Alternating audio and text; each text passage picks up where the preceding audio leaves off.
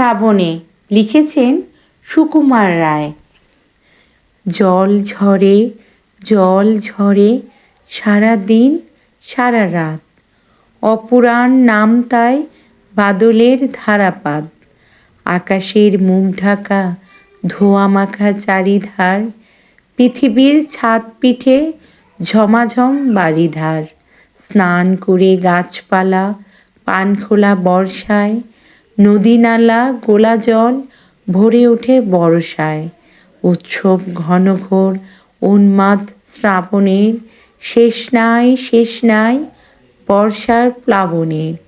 জলে জলে জলময় 10 দিক টলমল, অবিরাম একই গান।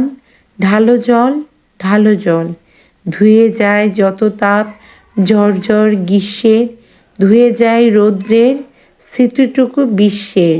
শুধু যেন বাজে কোথা নির্ঝুম ধুক ধুক, ধরণীর আশা ভয় ধরণীর সুখ দুঃখ।